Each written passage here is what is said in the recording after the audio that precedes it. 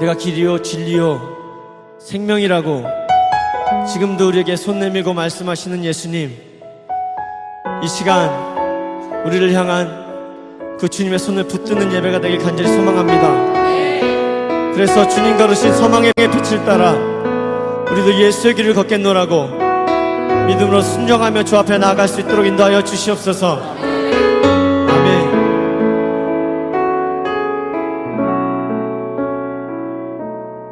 안개 속에서 주님을 보내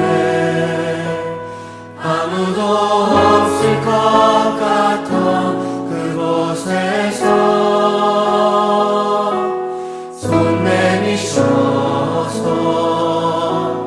나를 붙드네 길 잃고 쓰러져가던 그곳에서 안개 속에서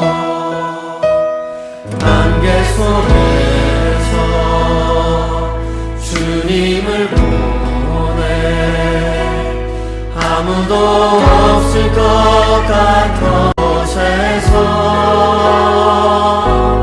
손 내미셔서 나를 붙드네 길 잃고 쓰러져가던 그곳에서 주 말씀하시네 내 손 잡으라고 내가 곧 길이요 진리 생명이니 아멘. 나 그 길을 보내 주 예비하시고 다른 길로 돌아서지 않으리 예수의 길 그 좁은 길 나는 걷네 주 손 잡고 그 무엇도 두렵지 않네 주님 주신 약속 내게 있으니 세상의 길 그 험한 길 승리하네 성령으로 그 무엇도 바라지 않네 저 하늘에 내 소망 있으니 다시 한번 믿음으로 고백하십시다. 안개 속에서 주님을 보내 아무도 없을 것 같던 그곳에서 손 내미셔서 나를 붙드네 길 잃고 쓰러져가던 그곳에서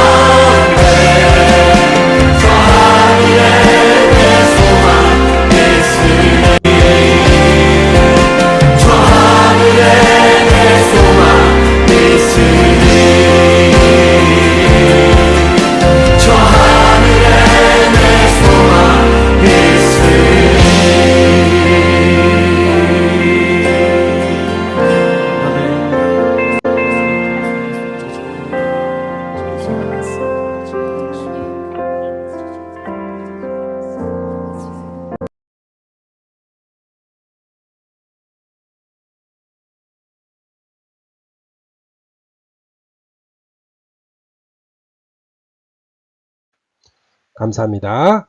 2023년 4월 12일 사랑하는 주님의 자녀들에게 주시는 말씀은 확실한 징표를 주기를 원함입니다. 성경 말씀은 여호수아 2장 8절에서 10절 말씀입니다. 또 그들이 눕기 전에 라합이 지붕에 올라가서 그들에게 이르되 말하되 여호와께서 이 땅을 너희에게 주신 줄을 내가 아노라. 우리가 너희를 심히 두려워하고 이 땅 주민들이 다 너희 앞에서 간담이 녹나니 이는 너희가 애굽에서 나올 때에 여호와께서 너희 앞에서 홍해 물을 마르게 하시니라. 너희가 요단 저쪽에 있는 아모리 사람의 두 왕 시온과 옥에게 행한 일, 곧 그들을 진멸시킨 일을 우리가 들었음이니라. 아멘. 여호수아 2장 8절에서 10절까지의 말씀입니다. 여호수아 2장은 여호수아가 여리고로 파송한 정탐꾼을 기생 라합이 접대하여 안전히 돌아오게 해주는 내용입니다. 그렇다면 이 역사적인 사건을 통하여 우리에게 계시하고자 하는 것이 무엇일까요? 먼저 여호수아는 왜 정탐꾼을 파송했을까요? 여호수아 자신도 가데스 바네아에서 모세가 파송한 12 정탐꾼 중에 한 사람이었습니다. 그리고 그 사건이 어떻게 비극적인 결과를 가져왔는가를 너무나 잘 아는 장본인입니다. 모세는 이에 대하여 회상하기를 이 모든 땅을 내가 너희에게 주리니 너희가 이제 들어가서 그 땅을 차지하여라. 그 땅은 내가 너희 조상 아브라함과 이삭과 야곱에게 맹세하여 그들과 후손들에게 영원한 소유물로 주겠다고 서약한 곳입니다. 이제 여러분의 하나님 여호와께서 여러분에게 넘겨주신 땅을 보십시오. 우리 선조들의 하나님 여호와께서 저 땅을 우리에게 주겠다고 약속하셨으니 여러분은 올라가서 저 땅을 차지하십시오. 두려워하지도 말고 겁내지도 마십시오. 그러나 여러분은 모두 내게 몰려와 이렇게 말하였습니다. 우리가 먼저 몇 사람을 보내어 그 땅을 정탐하게 하십시오. 그들이 먼저 우리가 안전하게 올라갈 수 있는 길과 우리가 즉각 점령할 수 있는 성읍들을 알아오게 하십시오. 백성들의 요청에 의해서 정탐꾼을 파송하게 되었다고 말씀하고 있습니다. 여호수아는 누구보다도 이러한 사실을 알고 있으면서 왜 정탐꾼을 파송했을까요?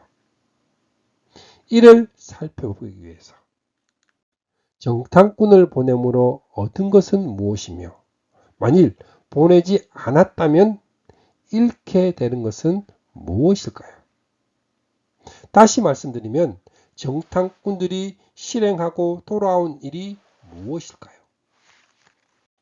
그것은 분명하게 여리고성의 기생이었던 라합이 구원을 얻었습니다. 정탐꾼을 파송하지 않아도 여리고성은 점령할 수가 있었습니다. 만약 정탐꾼을 파송하지 않았다면 그녀는 여리고와 함께 멸망하고 말았을 것입니다. 그렇다면 눈의 아들 여호수아가 시딤에서 두 사람을 정탐꾼으로 보내며 이르되 가서 그 땅과 여리고를 엿보라 한 것은 기생 라합을 구원하시기 위한 구출 작전이었다는 놀라운 결론에 이르게 됩니다. 너무 논리적인 비약을 하고 있다고 생각하나요? 아닙니다. 아브라함과 다윗의 자손 예수 그리스도의 세계라 하신 예수 그리스도의 족보를 안다면 그렇게는 말하지 못할 것입니다.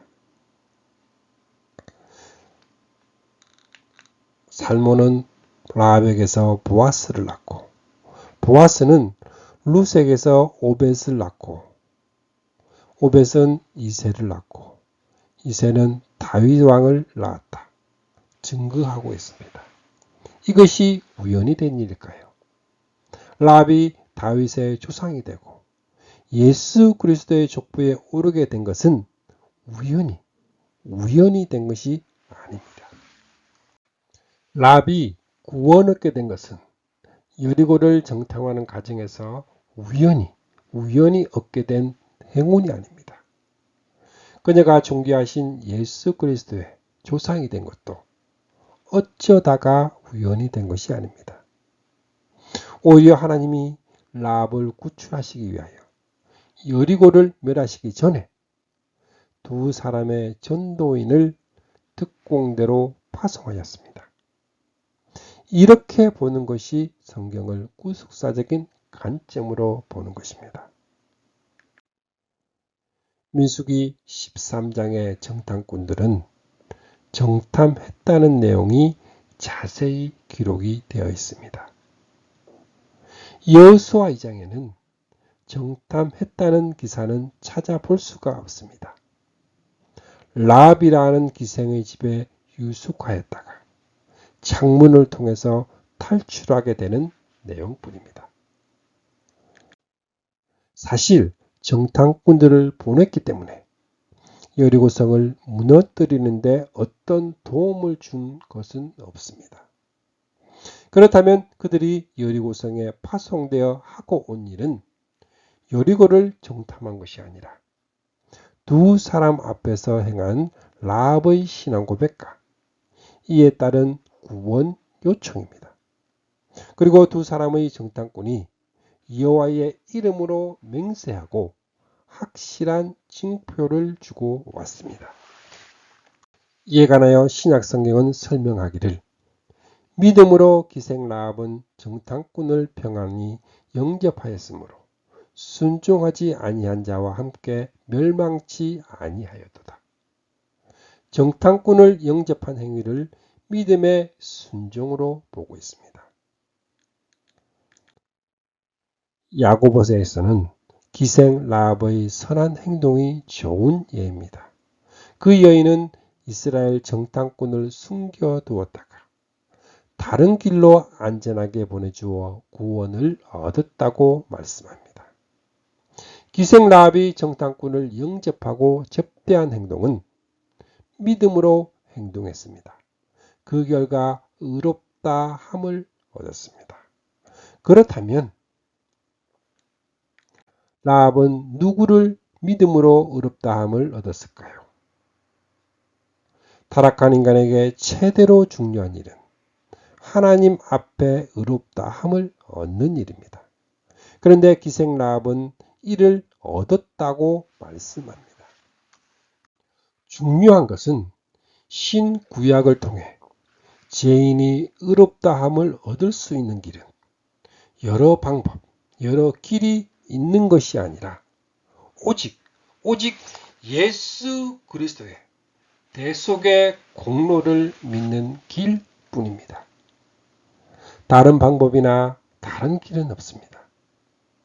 나는 그리스도의 죽음을 헛되게 하지 않습니다.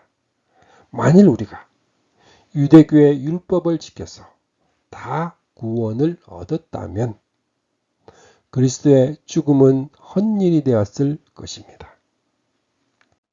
주님께서는 나는 길이요 진리요 생명이다. 나를 거치지 않고서는 아버지께로 갈 사람이 없다고 말씀하셨습니다. 그렇다면 여리고의 기생 라합은 예수님을 믿고 의롭다 함을 얻었습니다. 그렇다면 라합은 어떻게 해서 그리스도를 만났을까요? 정탐꾼을 통해서였습니다. 정탐꾼을 평안히 영접하였다. 사자를 접대하였다.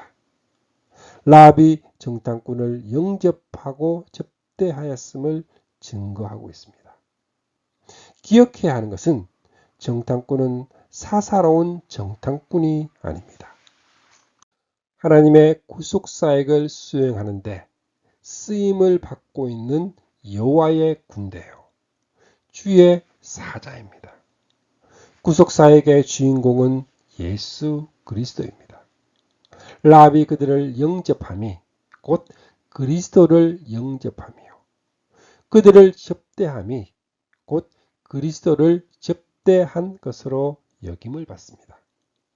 그들 앞에서 주의 사자 앞에서 행한 라합의 신앙 고백은 분명합니다. 말하되 여호와께서 이 땅을 너희에게 주신 줄을 내가 아노라.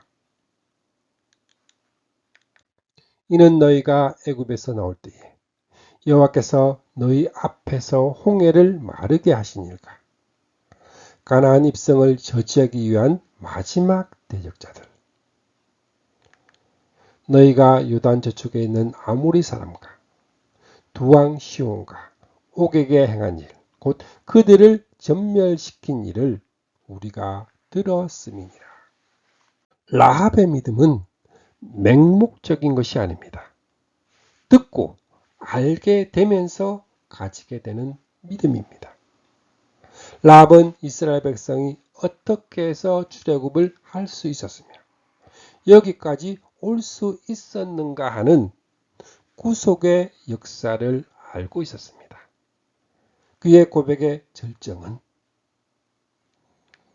우리가 듣자 곧 마음이 녹았고 너희로 말미암아 정신을 잃으나니 너희의 하나님 여호와는 위로는 하늘에서도 아래로는 땅에서도 하나님이시라 하는 고백입니다.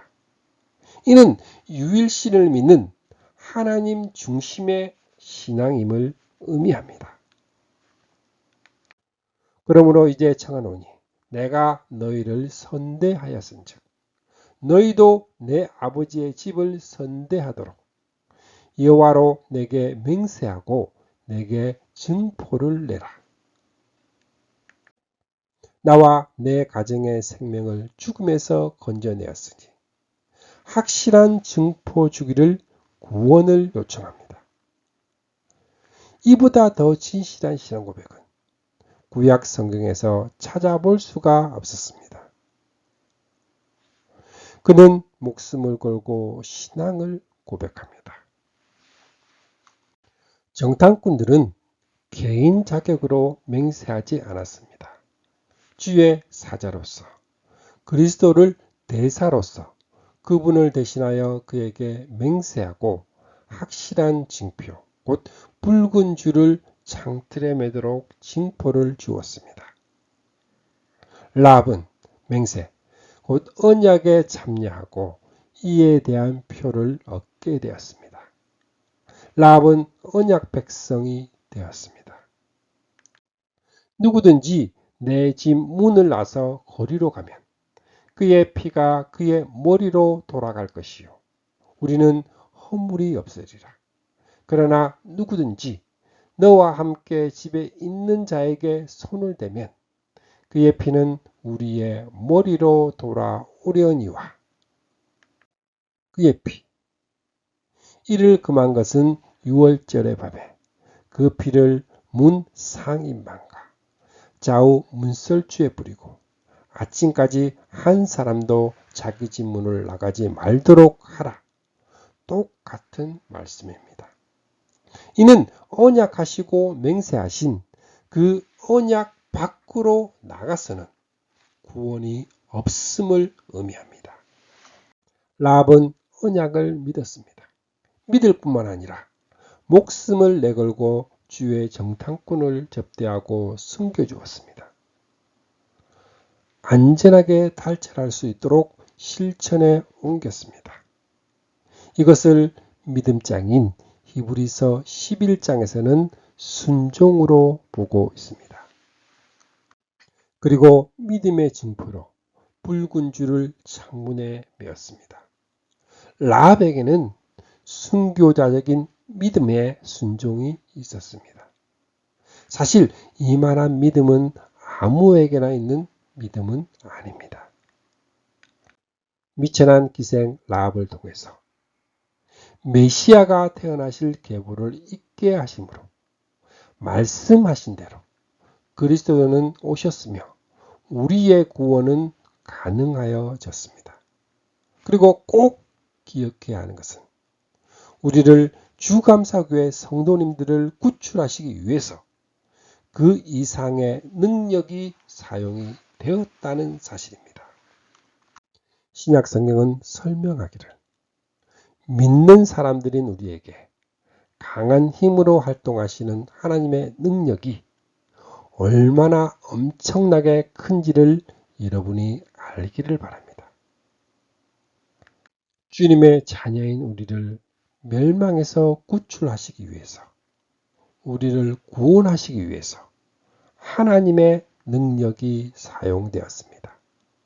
크고 강한 하나님의 능력을 주감사교회 성도님들에게, 하나님 나라의 백성들에게 충만하게 받으시기를 축복합니다. 아멘.